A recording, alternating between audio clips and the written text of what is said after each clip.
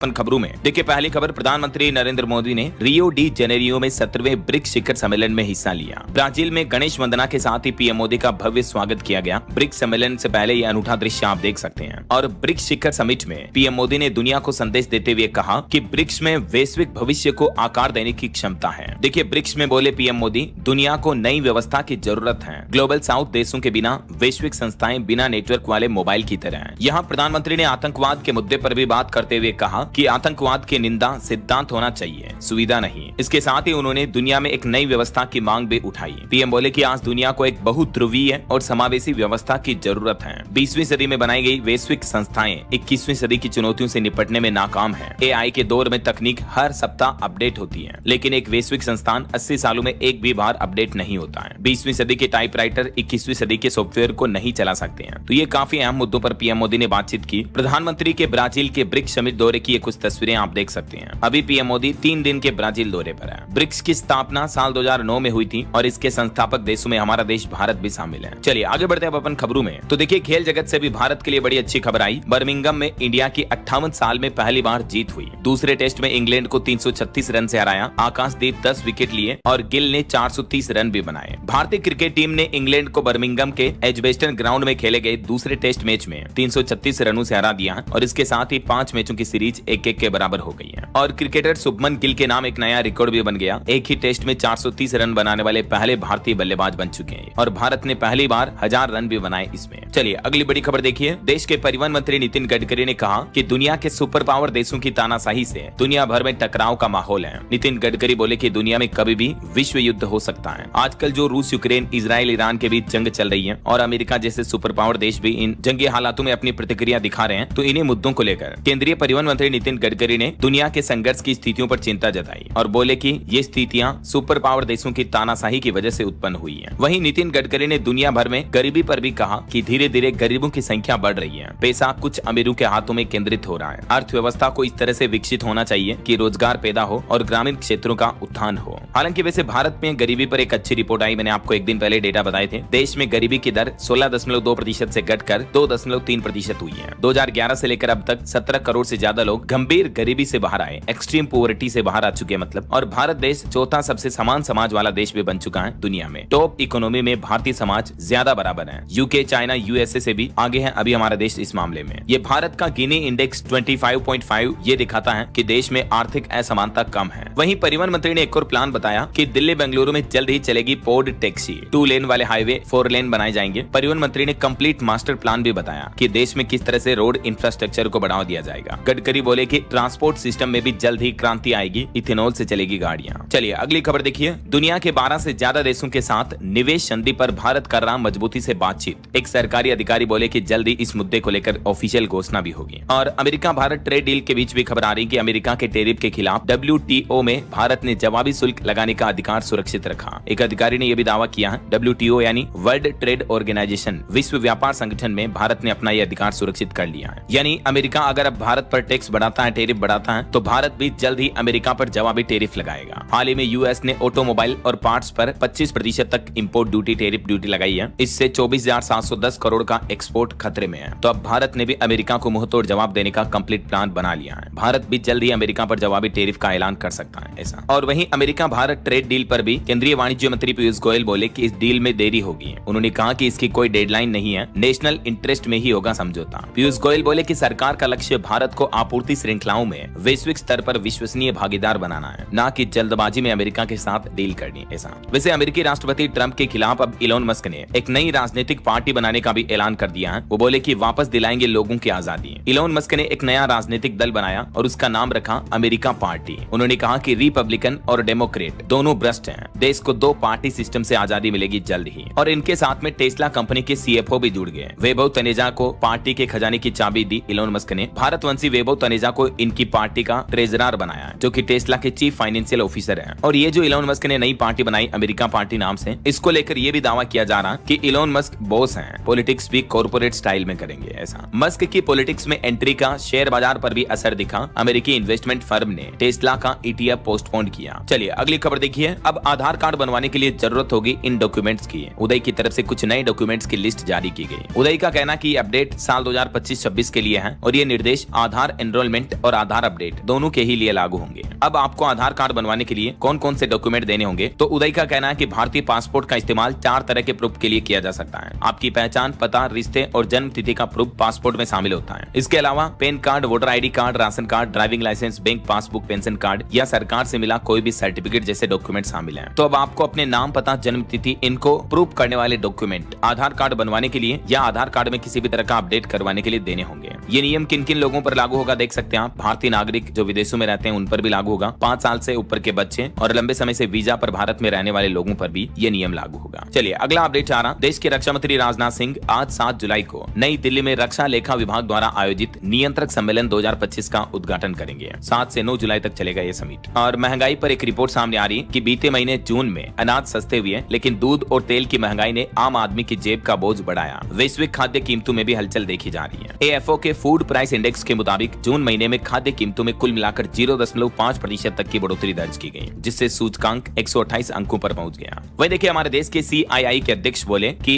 विकसित भारत का सपना पूरा करने के लिए हर साल 10% GDP ग्रोथ जरूरी है, जबकि अभी ज्यादातर रिपोर्ट्स में भारत की GDP ग्रोथ का अनुमान 6.25% से लेकर 6.5% तक ही बताया जा रहा। यानी देश को तरक्की करने के लिए अभी और तेजी से आगे बढ़ने की जरूरत है। और वहीं भारत के GDP पर एक रिपोर्ट ये भी सामने आ रही है कि भारत में कॉर्पोरेट मुनाफा ने GDP को पछाड़ा। FY 2025 के बीच 3 गुना तेजी से बढ़ोतरी हुई। चलिए अगला अपडेट देखिए। अमरनाथ यात्रा में 3 दिन में 48,000 श्रद्धालुओं ने दर्शन किए। 7,000 यात्रियों का चौथा जत्था गांदरबल पहलगाम बेस कैंप पहुंचा। पहलगाम रूट पर एक हादसा भी हो गया, 36 यात्री घायल हो गए। चलिए दोस्तों अब नजर डालते हैं मार्केट की तरफ। मौके की कोई कमी नहीं है और ग्रोथ के स्ट्रॉन्ग सिग्नल्स भी देखने को मिल रहे हैं। लेकिन अगर आप ट्रेडिंग की दुनिया में नए कदम रख रहे हैं तो एक बात हमेशा याद रखें, सही ट्रेडिंग प्लेटफॉर्म का चुनाव ही पहला और सबसे इंपॉर्टेंट स्टेप होता है। अगर आप लॉन्ग टर्म में सही डायरेक्शन में ग्रो करना चाहते हैं तो यही बेस बनेगा आपकी सफलता का। ऐसे में दोस्तों BlinkX एक एफिशिएंट ट्रेडिंग प्लेटफॉर्म है जो मजेदार फीचर्स के साथ जीरो ब्रोकरेज का ऑप्शन भी ऑफर करता है। नए यूजर्स के लिए BlinkX ने हाल ही में अपना 2 महीने का जीरो ब्रोकरेज प्लान बिल्कुल फ्री कर दिया है। इस प्लान के जरिए आप NSE, F&O, equity delivery, intraday, currency trading और IPO में 2 महीने तक बिना किसी ब्रोकरेज के ट्रेड कर सकते हैं। इसके अलावा ऐप पर आपको मिलती हैं फ्री रिसर्च कॉल्स, जिसमें एक्सपर्ट की मदद से आपको गाइडेंस दी जाती है कि कब किसी स्टॉक में एंट्री लेनी है और कब एग्जिट करना है। ये फीचर आपके ट्रेडिंग डिसीजन को और भी बेहतर बनाता है। अगर आप ऑप्शंस ट्रेडर हैं तो BlinkX का फ्लैश ट्रेड फीचर आपके लिए काफी यूजफुल साबित हो सकता है। ये फीचर ATM यानी at the money, highest open interest और मोस्ट ट्रेडेड कॉन्ट्रैक्ट्स के बेसिस पर बेस्ट ऑप्शंस को फिल्टर करता है। हर कैटेगरी में टॉप 5 कॉन्ट्रैक्ट्स दिखाए जाते हैं और आप एक ही क्लिक में अपना ऑर्डर प्लेस कर सकते हैं। इससे आपका टाइम भी बचेगा और आपको कंफ्यूजन भी नहीं होगी। तो आज ही BlinkX ट्राई करके देखो और अपनी ट्रेडिंग को बनाओ एफर्टलेस और ब्रोकरेज फ्री।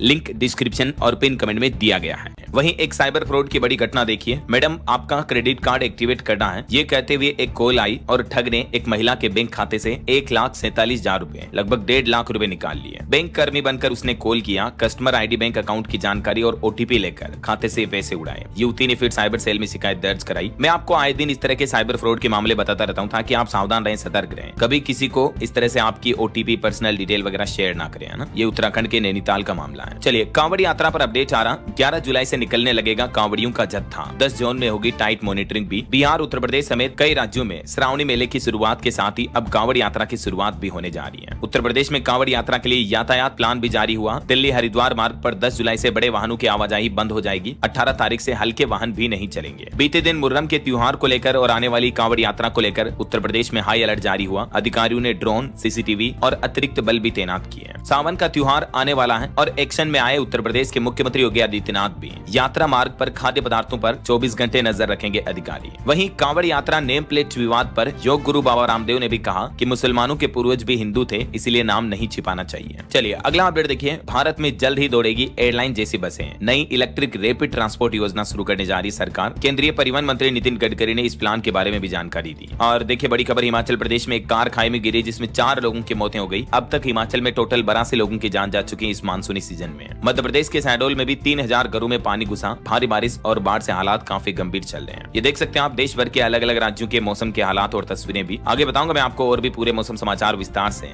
फिलहाल देखिए अगला अपडेट। भारतीय कुश्ती संघ के पूर्व अध्यक्ष और उत्तर प्रदेश के बीजेपी नेता बृजभूषण शरण सिंह पहलवान विनेश फोगाट के गृह जिले में पहुंचे और यहां बोले कि मैं शरीफ आदमी हूं। कुश्ती ट्रायल में हरियाणा के पहलवान बैठेंगे। बीजेपी के एमपी एमएलए ने मंच साझा नहीं किया। वहीं खबर है भारतीय अंतरिक्ष यात्री शुभांशु शुक्ला जो कि अभी अंतर्राष्ट्रीय स्पेस स्टेशन पर गए हुए हैं। यहाँ से उन्होंने कुछ नई तस्वीरें भेजी। एस्ट्रोनॉट शुभांशु ने ISS की स्पेशल विंडो से पृथ्वी देखी। 7 खिलाड़ियों वाले कपोला से धरती की तस्वीरें खींची। इंटरनेशनल स्पेस स्टेशन में अभी तक उनके 9 दिन पूरे हो चुके हैं। उनके द्वारा क्लिक की गई ये कुछ तस्वीरें भी आप देख सकते हैं। ISS से धरती कुछ यूं दिखती है। और पॉलिटिक्स से खबर देखिए। आम आदमी पार्टी के राज्यसभा सांसद अशोक मित्तल बोले कि ऑपरेशन सिंदूर पर चीन ने पाकिस्तान को भड़काया, रणनीतिक मदद भी की, लेकिन उन्होंने कहा कि भारत ने सख्त और साहसिक संदेश दिया पाकिस्तान, चाइना समेत देश के दुश्मन देशों को। और देखिए बीते दिन ICAI ने CA फाउंडेशन इंटर और फाइनल के रिजल्ट जारी कर दिए हैं। 70% स्कोर वाले सभी कैंडिडेट्स को डिस्टिंक्शन दिया जाएगा। 50% वाले पास भी हुए हैं। मोबाइल फोन लॉन्चिंग पर खबर है। टेक्नो पोवा 7 स्मार्टफोन सीरीज भारतीय बाजार में लॉन्च हुई। इसकी शुरुआती कीमत 12,999 से शुरू है। और वहीं भाषा विवाद मामले पर खबर आ रही है। उद्धव गुट बोला कि हम हिंदी विरोधी नहीं है, इस भाषा के थोपे जाने के खिलाफ हैं, क्योंकि MK स्टालिन ने कहा था कि महाराष्ट्र पहुंची तमिलनाडु की हिंदी विरोधी लड़ाई। जो कि तमिलनाडु के मुख्यमंत्री हैं, उन्होंने भी भाषा मुद्दे को लेकर यह बयान दिया। तो उसके बाद संजय राउत ने स्टालिन के बयान पर यह जवाब दिया। वहीं ठाकरे बंधुओं पर शिंदे गुट के विधायक ने भी हमला करते हुए कहा कि भाषा पर राजनीति करना गलत है। छत्रपति संभाजी महाराज ने भी 16 भाषाएं सीखी थी, तो क्या वे मूर्ख थे? राज ठाकरे पर निशाना साधते हुए भाषा विवाद मुद्दे पर शिवसेना विधायक संजय गायकवाड़ ने सवाल भी किया। और खबर है दोस्तों, हिंदी की अनिवार्यता के खिलाफ आज मुंबई में प्रदर्शन किया जाएगा। राज और उद्धव ठाकरे भी इसका समर्थन दे सकते हैं। महाराष्ट्र सरकार की त्रिभाषा नीति के विरोध में आज 7 जुलाई को मुंबई के आजाद मैदान में बड़ा प्रदर्शन होने जा रहा है। प्राथमिक शिक्षा में तीसरी भाषा के रूप में हिंदी अनिवार्य करने के विरोध में यह आंदोलन किया जाएगा। वहीं खबर है मुंबई में हिंदी भाषा के कारण पीटा। मंत्री आशीष सलार ने पहलगाम आतंकी हमले से की तुलना। भाषा विवाद मामले के बीच बड़ा राजनीतिक बवाल देखा जा रहा है। चलिए अंतर्राष्ट्रीय न्यूज से खबर आ रही है कि ईरान से जंग के बाद पहली बार अमेरिकी राष्ट्रपति डोनाल्ड ट्रंप से मिलेंगे इजराइल के प्रधानमंत्री बेंजामिन नेतन्याहू। जीत यात्रा से पहले एक गुड न्यूज भी आई। वहीं खबर है कि चीन ने राफेल की बिक्री घटवाने के लिए अपने दूतावासों के जरिए कई देशों में झूठ फैलाया। एक फ्रांसीसी खुफिया जांच एजेंसी की रिपोर्ट में ये बड़ा खुलासा सामने आ रहा है। और एक रिपोर्ट देखिए, हथियारों के लिए पाकिस्तान पूरी तरह से चीन पर निर्भर है। स्वदेशी उत्पादन व विविध देशों से खरीद भारत की नीति है। Stockholm International Peace Research Institute की तरफ से ये ताजा रिपोर्ट जारी की गई भारत और पाकिस्तान के हथियारों के इस्तेमाल पर। चलिए खबर आ रही दुबई जाने वाले भारतीयों के लिए अच्छी खबर देखिए। UAE में अब न निवेश करने की जरूरत होगी, न ही संपत्ति खरीद की कोई शर्त होगी। अब नामांकन के जरिए भारतीयों को मिल सकेगा UAE का गोल्डन वीजा। संयुक्त अरब अमीरात ने नया नामांकन आधारित गोल्डन वीजा शुरू कर दिया है, जिससे इंडियन लोगों को भी इसका बड़ा फायदा मिलेगा ना। और खबर देखिए, दिल्ली सरकार के अस्पतालों में 1300 नर्सिंग स्टाफ नियुक्त किए। मुख्यमंत्री रेखा गुप्ता और केंद्रीय स्वास्थ्य मंत्री ने नियुक्ति पत्र बांटे। और राजधानी से एक और खबर आ रही कि बदल जाएंगे नई और पुरानी दिल्ली रेलवे स्टेशन के नाम भी। बीजेपी सांसद ने उठाई मांग, रेल मंत्री को इस संबंध में पत्र भी लिखा। ये नाम बदल कर क्या करने की प्लानिंग है देख सकते हैं आप। और महंगाई पर देखिए, आम आदमी के लिए एक बड़ी खबर आई। सरकार ने इधर ये फैसला लिया, उधर सस्ते हो गए खाने के तेल। दरअसल सरकार ने इस साल 2025 की नई और बेहतर गुणवत्ता वाली सरसों की फसल को बेचने का फैसला किया है। तो सरकार के इस फैसले के बाद बाजार में सरसों और तिलहन की कीमतों में गिरावट देखने को मिली है। और इन तिलहन में गिरावट के साथ ही इनसे बनने वाले तेल में भी कुछ गिरावट देखने को मिली है। वहीं किसान भाई लोगों के लिए अपडेट है। PM किसान सम्मान निधि योजना की 20वीं किस्त का इंतजार खत्म हुआ। इस दिन किसानों के खाते में 2-2 हजार रुपए जमा हो जाएंगे। मीडिया रिपोर्ट्स के मुताबिक 18 जुलाई 2025 को इसी महीने बिहार के मोतिहारी में एक कार्यक्रम के दौरान PM मोदी ये सम्मान निधि योजना की 20वीं किस्त जारी कर सकते हैं। और एक चौंकाने वाली रिपोर्ट देखिए दोस्तों, अमेरिका में हर परिवार पर लगभग 2 करोड़ का कर्ज है। इस रिपोर्ट के बाद अमेरिका के लोगों का कहना है कि अमेरिका की ट्रंप सरकार का जो बिग ब्यूटीफुल बिल है, ये लोगों के लिए बिग बर्डन का बिल बन चुका है। और भारत के UPI सिस्टम पर अच्छी खबर आ रही है। अब एक और कैरेबियाई देश में भी UPI के जरिए आप पेमेंट कर पाएंगे। दरअसल अब भारत का तेज और सेफ पेमेंट सिस्टम कैरेबियाई देश ट्रिनिडाड एंड टोबैगो में भी शुरू हो गया है, जहां हाल ही में PM मोदी गए थे। तो यहाँ इस देश में और भारत के बीच NPCI UPI पेमेंट की साझेदारी हुई है। और बॉलीवुड से खबर देखिए, हंसाने के बाद अब खिलाने के मैदान में उतरे बॉलीवुड कॉमेडियन कपिल शर्मा। इस देश में खोला लग्जरी कैफे। दरअसल कॉमेडी किंग कपिल शर्मा ने अब बिजनेस की दुनिया में कदम रखते हुए कनाडा में अपनी पत्नी गिन्नी के साथ मिलकर कैप्स कैफे नाम से एक लग्जरी कैफे खोला है। वहीं बॉलीवुड सिंगर बादशाह ने भी अपना डोमिनोज पिज्जा की तरह खुद का पिज्जा ब्रांड लॉन्च किया है, बैड बॉय पिज्जा ब्रांड के नाम से। चलिए खबर आ रही कि बिना गारंटी के मिलेगा 50,000 रुपए तक का लोन और 30,000 रुपए का UPI क्रेडिट कार्ड भी है। दरअसल केंद्र सरकार की ये योजना है प्रधानमंत्री स्ट्रीट वेंडर्स आत्मनिर्भर निधि योजना। और इस योजना का उद्देश्य है हमारे देश के स्ट्रीट वेंडर्स को बिना गारंटी के लोन देकर उनके छोटे कारोबार को मजबूत और बड़ा बनाना है। शुरुआत में इसमें 10,000 रुपए का लोन मिलता है। इसको अगर आप समय पर चुका देते हो तो फिर 20,000 और इस लोन को 50,000 रुपए तक भी बढ़ाया जा सकता है। यहाँ तक कि समय पर लोन चुकाने पर आपको 7% ब्याज में सब्सिडी मिलती है और डिजिटल लेन देन पर 1200 रुपए तक कैशबैक भी मिलता है। इसके अलावा हाल ही में सरकार ने कारोबारियों को UPI लिंक्ड क्रेडिट कार्ड की भी सौगात दी है। तो देख सकते हैं आप इस योजना के बाबत ज्यादा जानकारी भी। अगर आप भी इस योजना से जुड़ना चाहते चाहते हैं, डिटेल देखना चाहते हैं तो सरकार के पीएम स्वनिधि ऑफिशियल पोर्टल के माध्यम से डिटेल चेक कर सकें, ठीक है ना। इस पोर्टल पर आप आओगे तो होम पेज पर ही आपको अप्लाई फॉर लोन का सीधा ऑप्शन मिलेगा। Apply loan 10K, 20K, 50K तीनों ऑप्शन यहाँ पर आपको एक साथ मिल जाएंगे। शुरुआत में आपको 10K पर अप्लाई करना है। चलिए अगला अपडेट देखिए। बायकॉट तुर्की की मांग के बीच इंडिगो एयरलाइन कंपनी की तरफ से बड़ा ऐलान किया गया। कहा कि जारी रहेगी टर्किश एयरलाइंस के साथ कोड शेयरिंग। वहीं रेलवे की ट्रेन कैंसिलेशन पर अपडेट आ रहा। 15 जुलाई से 2 अगस्त के बीच कई ट्रेनें कैंसिल रहेगी। झारखंड के चक्रधरपुर डिवीजन में ये रेलवे का मेगा ब्लॉक रहेगा। और खबर है दिल्ली वालों को जल्द ही बड़ी राहत मिल सकती है। खुलकर चला सकेंगे 15 साल पुरानी गाड़ियां। एलजी वीके सक्सेना ने पुराने वाहनों पर प्रतिबंध लगाने वाले नियम पर पुनर्विचार की बात कही है और दिल्ली सरकार से सुप्रीम कोर्ट में पुनर्विचार याचिका दाखिल करने को भी कहा है। तो ये पुराने वाहनों पर प्रतिबंध हटाने से दिल्ली वासियों को बड़ी राहत मिलने जा रही है ना। और वहीं दोस्तों सुप्रीम कोर्ट में आरक्षण को लेकर भी एक बड़ा अपडेट सामने आ रहा कि सरकारी नौकरी, फिर IIT, IIM और अब सुप्रीम कोर्ट में भी ओबीसी वालों को आरक्षण मिलेगा। सरकार ने 6 दशक पुराना नियम बदल दिया है। SC, ST, दिव्यांग और पूर्व सैनिकों को भी अब सुप्रीम कोर्ट में अलग अलग लेवल पर रिजर्वेशन का यह बड़ा फायदा मिलेगा। चलिए खबर आ रही है उत्तर प्रदेश गोरखपुर में 2 महीने बाद फिर से खुलेगा गोरखपुर का चिड़ियाघर। बर्ड फ्लू से अब ये पूरी तरह से मुक्त हो चुका है। मुख्यमंत्री योगी आदित्यनाथ पौधारोपण भी करेंगे। परसों 9 जुलाई को यूपी में पौधारोपण कार्यक्रम शुरू होगा। एक पेड़ मां के नाम अभियान के तहत मुख्यमंत्री योगी आदित्यनाथ बोले कि यूपी में एक ही दिन में लगाए जाएंगे 37 करोड़ पौधे। और इस पौधारोपण अभियान के प्लान को लेकर सीएम योगी आदित्यनाथ ने पंचायत प्रतिनिधियों से संवाद बातचीत भी की। 9 जुलाई को यह अभियान सफलता की नई ऊंचाइयां प्राप्त करेगा जब एक ही दिन में 37 करोड़ पौधे पूरे उत्तर प्रदेश में लगाए जाएंगे। वैसे यूपी के सीएम योगी आदित्यनाथ ने आंकड़े जारी किए। पिछले 8 सालों में पूरे प्रदेश में 210 करोड़ पौधारोपण का लक्ष्य तो पूरा हो चुका है। और अब यूपी में सड़कों के किनारे भी पौधारोपण की अनूठी पहल दरिया ब्लॉक प्रमुख की योजना को सीएम योगी ने सराहा। पूरे प्रदेश में लागू करने के निर्देश भी दिए। प्रदेश भर के अलग अलग जिलों में ये 37 करोड़ पौधे लगाए जाएंगे। जैसे कि सहारनपुर में भी नगर निगम 32,000 पौधे लगाएगा। चलिए अगली बड़ी खबर देखिए। बागेश्वर धाम के पंडित धीरेन्द्र कृष्ण शास्त्री ने कहा कि हम गात नहीं प्रतिगात करेंगे। भगवा ए हिंद का नारा बुलंद कर बिहार में बड़ा खेल कर गए बागेश्वर बाबा। दरअसल बीते दिन पंडित धीरेन्द्र कृष्ण शास्त्री बिहार के पटना में पहुंचे सनातन महाकुंभ में और यहाँ धीरेन्द्र शास्त्री बोले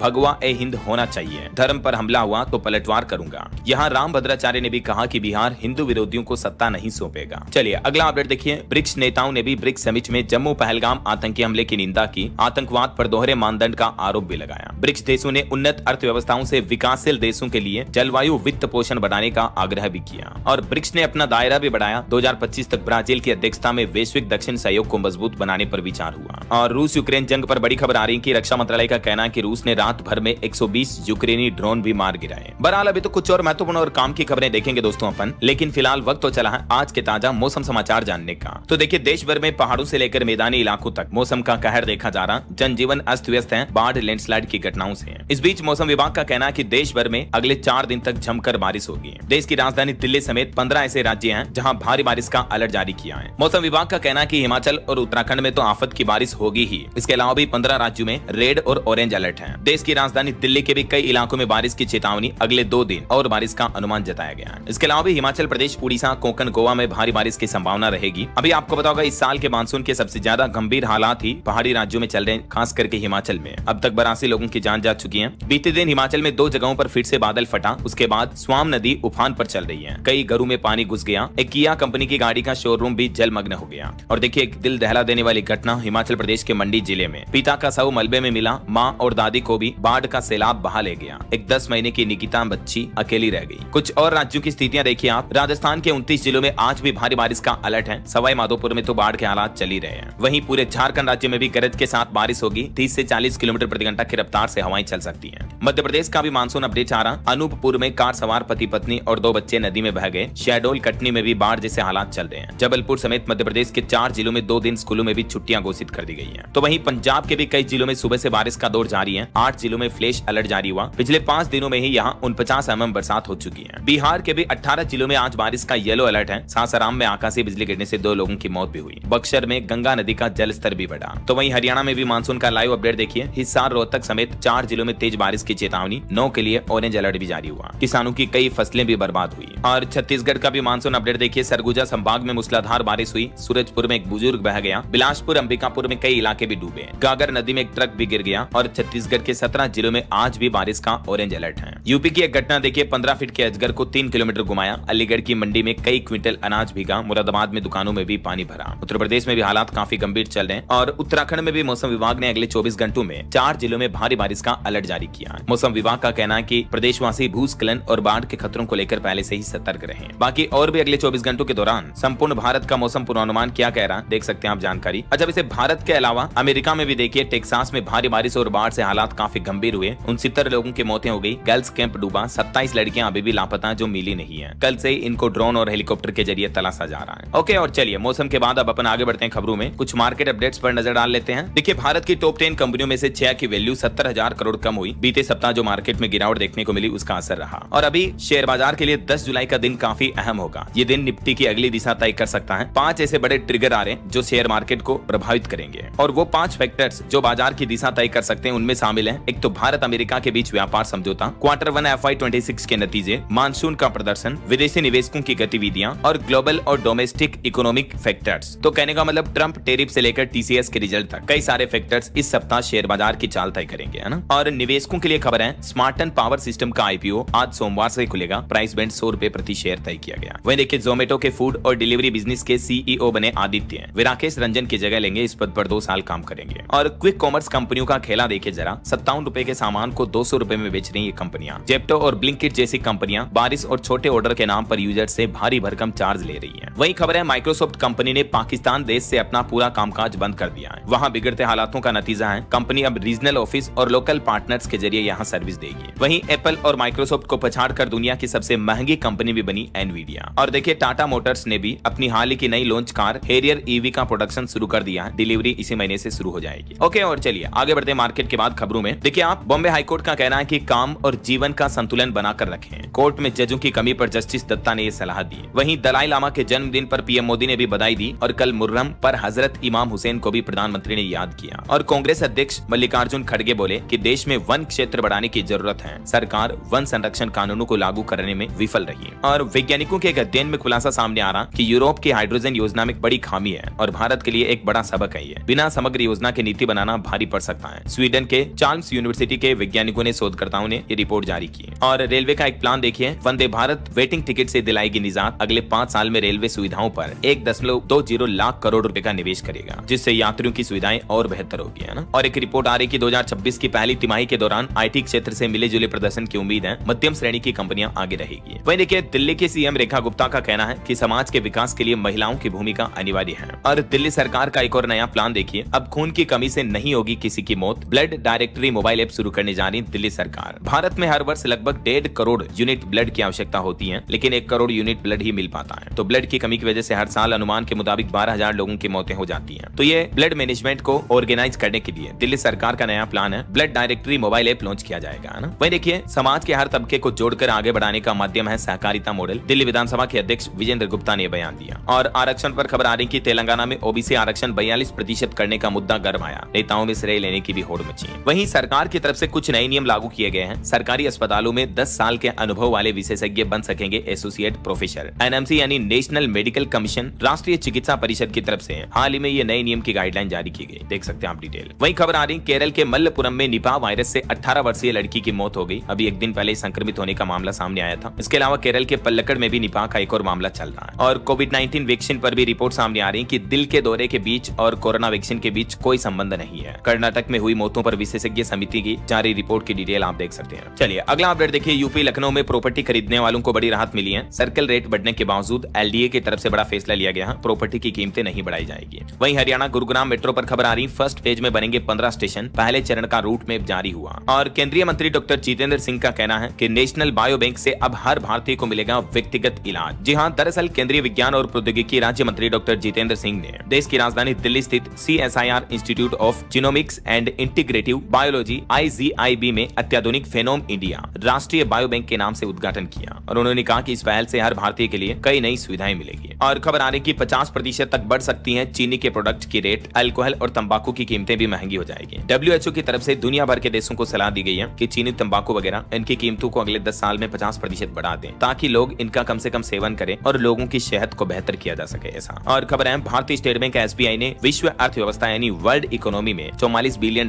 जोड़ने में मदद की है। वहीं देखिए, मसरिक बना गिफ्ट सिटी में प्रवेश करने वाला पहला UAE बैंक भी। और अनंत टेक भारत का पहला निजी सैटेलाइट इंटरनेट भी शुरू करेगा। चलिए बड़ी खबर देखिए, घटिया हेलमेट बेचने वालों पर अब एक्शन लिया जाएगा। केंद्र सरकार ने सभी राज्य सरकारों को निर्देश दिया और 2 व्हीलर चलाने वालों से भी अपील की है कि आप BIS मानक प्रमाणित हेलमेट का ही इस्तेमाल करें ताकि आपकी जान को खतरा ना रहे। वहीं उत्तराखंड के पंचायत चुनाव पर नया आदेश जारी हुआ। हर बूथ पर तैनात होगी एक महिला मतदान अधिकारी। राज्य निर्वाचन आयोग की तरफ से निर्देश जारी किए गए। और खबर है मध्य प्रदेश के कुछ मंदिरों में अब जींस टॉप और मिनी स्कर्ट पहनने की इजाजत नहीं होगी। महिलाओं और पुरुषों के लिए 40 मंदिरों में ड्रेस कोड लागू हुआ। मध्य प्रदेश के जबलपुर में मंदिरों में ये पोस्टर भी लगा दिए गए। खबर है उत्तराखंड में B.Ed एडमिशन के लिए अब नहीं होगा एंट्रेंस एग्जाम, मेरिट के आधार पर कॉलेज मिलेगा। 2 वर्षीय B.Ed पाठ्यक्रम को लेकर यह नया नियम लागू कर दिया। स्टूडेंट के लिए इंपोर्टेंट अपडेट है। और एक खबर देखिए दोस्तों, उत्तराखंड में ड्रग फ्री स्कूलों के कैंपस बनाने के लिए देहरादून पुलिस ने नई पहल की है। अब एडमिशन के टाइम पर स्टूडेंट्स को नशे के सेवन संबंधित सहमति फॉर्म भराए जाएंगे, नशे से दूरी बनाए रखने के लिए, है ना। और वहीं दोस्तों उत्तराखंड में सौर ऊर्जा की पीक आवर्स में बढ़ेगी उपलब्धता। 100 मेगावाट बैटरी स्वीकृत सिस्टम भी शुरू हुआ। उत्तराखंड सरकार की ये नई पहल है। और खबर है दिल्ली को नहीं मिला 1700 करोड़ का लाभ। बीजेपी अध्यक्ष JP नड्डा ने ठहराया पुरानी सरकारों को दोषी, कहा कि राजनीति में फैसले अपने पराये के आधार पर नहीं होते हैं। और खबर देखिए भारत में रॉयटर्स, TRT वर्ल्ड और ग्लोबल टाइम्स के ट्विटर हैंडल ब्लॉक कर दिए गए। इनके ट्विटर अकाउंट पर इस तरह का मैसेज लिखा हुआ दिख रहा है। कानूनी मांग के चलते ये कार्रवाई की गई। हालांकि केंद्र सरकार का कहना है कि इसमें हमारा कोई रोल नहीं है। वहीं देखिए दिल्ली में प्रदूषण पर लगाम के लिए CAQM ने हरियाणा पंजाब को भी सख्त निर्देश दिए और कहा कि पूरी तरह से खत्म करें पराली जलाना। चलिए यूपी से जुड़े कुछ अपडेट देखिए दोस्तों। उत्तर प्रदेश के युवाओं के लिए बड़ी अच्छी खबर है। बेरोजगारी खत्म करने के लिए योगी सरकार ने एक खास प्लान तैयार किया है। अब हर जिले में युवाओं को रोजगार काम धंधा मिल पाएगा। इस स्कीम के तहत हर जिले में 5 प्रमुख सेक्टरों की पहचान की जाएगी। ये देख सकते हैं आप किस तरह से काम करेगी ये स्कीम। और प्रदेश भर के अलग अलग जिलों में युवाओं के लिए रोजगार के रास्ते, रोजगार सेंटर भी खुलने जा रहे हैं। और कल ही तो मैंने आपको एक अपडेट बताया था कि युवाओं के लिए रोजगार पाने का शानदार मौका है। प्रदेश के सभी जिलों में एक साथ रोजगार मेले लगने जा रहे हैं 12 से 14 जुलाई तक, है ना। और एक अच्छी खबर देखिए, उत्तर प्रदेश अयोध्या राम मंदिर में भी ध्वजारोहण समारोह होगा। PM मोदी समेत हजारों विशेष मेहमान शामिल होंगे। 16 नवंबर और 25 नवंबर 2 शुभ तिथियों में से किसी एक तिथि पर यह प्रोग्राम करने पर विचार विमर्श किया जा रहा है। वहीं खबर है दोस्तों, परसों 9 जुलाई को भी अयोध्या जाएंगे CM योगी आदित्यनाथ। तिलोदकी गंगा के तट का कार्यक्रम टला। यहाँ वो रामपुर हलवारा में वन महोत्सव कार्यक्रम में शामिल होंगे। CM योगी ने कहा कि प्रदेश में पहले हावी थे खनन माफिया, इसीलिए कम हुआ ट्री कवर। अब 4 गोवंश गोद ले सकेंगे किसान भाई लोग भी। किसानों के हित में भी CM योगी ने यह बड़ा फैसला लिया। देख सकते हैं आप इस फैसले के बारे में जानकारी भी। और उत्तर प्रदेश के लिए एक बड़े गर्व की बात देखिए, भैंस चराते समय नहर पार करने के लिए रेशमा लाठी से लगाती थी छलांग। अब पोल वाल्ट में विदेश से ले आई कांस्य पदक। उत्तर प्रदेश प्रयागराज की लड़की जिसका नाम है रेशमा पटेल, इन्होंने बर्मिंगम में world police and fire games के पोल वाल्ट में कांस्य पदक जीता। ये पोल वाल्ट इस तरह के गेम होते हैं जिसमें महिलाएं रोड के सहारे जंपिंग करती है ना। और खबर है उत्तर प्रदेश में वार्षिक डेल्टा रैंकिंग जारी हुई। उत्कृष्ट प्रदर्शन करने वाले इन ब्लॉकों को 20 करोड़ रुपए की प्रोत्साहन राशि भी दी CM योगी सरकार ने। और एक अच्छी खबर है, अब उत्तर प्रदेश में 4 भूखंडों को मिलाकर करा सकेंगे निर्माण। नई भवन निर्माण उपविधि 2025 लागू हुई। और यूपी से एक बड़ी खबर देखिए, निधन के 11 साल बाद जब कार्यवाहक CMO का कमरा खोला गया तो 22,48,000 रुपए के पुराने नोट मिले। ये नोट 1,000 और 500 रुपए के थे। 2014 में CMO पद पर कार्यरत डॉक्टर ब्रह्म नारायण तिवारी का निधन हो गया था। तो उनके निधन के करीब 11 साल बाद जब उनका सरकारी आवास खोला गया तो लोगों के होश उड़ गए। 22 लाख रुपए के पुराने नोट मिले, देखिए जरा। वहीं खबर है उत्तर प्रदेश में बिजली के निजीकरण के खिलाफ कर्मचारी भरेंगे प्रदेश की जेलें। घर घर जाकर जनसंपर्क अभियान भी शुरू किया। और देखिए उत्तर प्रदेश में माध्यमिक शिक्षक भी करेंगे बड़ा आंदोलन। 31 जुलाई को सभी जिलों में करेंगे प्रदर्शन। ऑनलाइन अटेंडेंस और ट्रांसफर को लेकर विरोध करेंगे। वहीं गोरखपुर में छात्रा की फीस माफी पर स्कूल ने अब U-टर्न लिया। आज स्टूडेंट का एडमिशन हो जाएगा। उनकी मां बोली कि हमें सप्पा की मदद नहीं चाहिए, योगी पर भरोसा है। ये गोरखपुर की 13 साल की जो लड़की का मामला था, उसमें पहले स्कूल ने फीस मांगी, लेकिन अब जब ये मैटर मीडिया में खुल गया तो स्कूल का कहना है कि हम बच्ची को एडमिशन दे देंगे ऐसा। और खबर है यूपी में ग्रीन रेट हॉलमार्क सिस्टम लागू हो, आसानी से कर सकेंगे चयन। किसान नेता राकेश टिकैत ने कांवड़ यात्रा मार्ग के होटल और ढाबों को लेकर सुझाव भी दिया कि ग्रीन ढाबे वेज के रखे जाए और रेड निशान नॉन वेज वालों पर लगा दें। और देखिए अखिलेश यादव भी बोले कि जिन स्कूलों में ताला लगेगा वहां 15 अगस्त को सपा फहराएगी तिरंगा। यह आरक्षण खत्म करने की हमारी कोशिश होगी। और यूपी अलीगढ़ में भी अब बिजली का संकट नहीं आएगा। 132 kV क्षमता के 2 नए बिजली घर बनेंगे जिससे विद्युत आपूर्ति सुधरेगी, है ना। तो ये रहे कुछ उत्तर प्रदेश के अपडेट। और चलिए आगे बढ़ते हैं खबरों में। देखिए आप, बिहार में भी ऐलान किया 17 जुलाई से हड़ताल पर जाएंगे data entry operator. Bihar Motihari में। वहीं बिहार चुनाव से पहले वोटरों को बड़ी राहत दी है। मतदाता सूची पुनरीक्षण में बिना दस्तावेज के भी जमा करा सकेंगे गणना फॉर्म। वोटर लिस्ट विवाद के बीच बिहार में चुनाव आयोग ने बड़ी राहत दी है, क्योंकि कई लोगों के SIR फॉर्म सबमिट नहीं हो पा रहे थे कुछ पेपर की कमियों की वजह से। तो अब बिना पेपर के भी ये फॉर्म सबमिट हो पाएंगे, है ना। वहीं खबर है बिहार में मतदाता सूची के विशेष गहन पुनरीक्षण का पहला चरण पूरा हुआ। अब तक 1.5 करोड़ से भी ज्यादा फॉर्म जमा हुए। और चिराग पासवान ने भी एक बड़ा ऐलान किया, बोले कि मैं बिहार की सक्रिय राजनीति में आ रहा हूँ, सभी 243 सीटों पर चुनाव लड़ूंगा। बिहार छपरा में एक जनसभा को संबोधित करते हुए रामविलास ये बयान दिए। वहीं खबर है बिहार के कटिहार में उपद्रव के बाद इंटरनेट सेवाओं को भी बंद किया गया। यूपी बिहार में भी ताजिया जुलूस के दौरान बवाल मच गया। दरअसल ताजिए के दौरान एक हाई टेंशन लाइन की वजह से ताजिए में आग लग गई। चंद मिनट में आग ने विकराल रूप ले लिया और ताजिया जलकर खाक हो गया। और खबर है बिहार की महिलाओं को भी नीतीश सरकार ने बड़ी सौगात दी। महिलाओं के लिए विशेष सुविधा शुरू की जाएगी। दरअसल बिहार के नीतीश सरकार का प्लान है प्रदेश के हर जिला मुख्यालयों में नई पिंक बसें शुरू की जाएगी। टोटल 80 बसें पहले चरण में शुरू करने की योजना है। तो पिंक बसों के जरिए महिलाएं आसानी से अब बिहार के अलग अलग जिलों में सफर कर पाएंगे, है ना। चलिए कुछ और स्टेट न्यूज अपडेट देखते हैं फटाफट से। देखिए मध्य प्रदेश में राजेश राजौरा की जगह अब नीरज मंडलोई मुख्यमंत्री के एसीएस होंगे। वहीं मध्य प्रदेश में जंगल बचाने के लिए शुरू होंगे वन विज्ञान केंद्र। 3 जिलों में चलेगा पायलट प्रोजेक्ट। और पंजाब लुधियाना में आ जाएंगे मध्य प्रदेश के मुख्यमंत्री मोहन यादव। नीतीश संवाद रोड शो होगा। वहीं मध्य प्रदेश में सरकारी कर्मचारियों के लिए पदोन्नति की प्रक्रिया शुरू हुई। हालांकि शिक्षकों में अभी भी असमंजस बनी हुई है। चलिए अगला अपडेट देखिए। छत्तीसगढ़ में अब क्रिएटर्स फैलाएंगे साइबर सुरक्षा पर जागरूकता संदेश। दुर्ग पुलिस ने कॉल ऑफ द क्रिएटर्स अभियान भी शुरू किया। वहीं छत्तीसगढ़ में सीजीपीएससी और व्यापम के परीक्षा में अब ई-केवाईसी मैंडेटरी होगी स्टूडेंट की। फर्जीवाड़े को रोकने के लिए यह नया नियम लागू किया जा रहा। और वहीं देखिए बिहार में सैनिटरी पैड पर राहुल गांधी के फोटो को लेकर जो मैटर चल रहा, उस पर अलका लंबा बोली कि अक्षय पैडमैन बनाए तो ठीक, हम बांटे तो विवाद। और बिहार में बीते दिन ताजिया जुलूस के दौरान कुछ बड़ी घटनाएं हो गई। देखिए आप बिहार के भागलपुर में बवाल हो गया। मंदिर में पत्थर फेंका, 20 मिनट तक चले लाठी डंडे, फायरिंग भी हुई।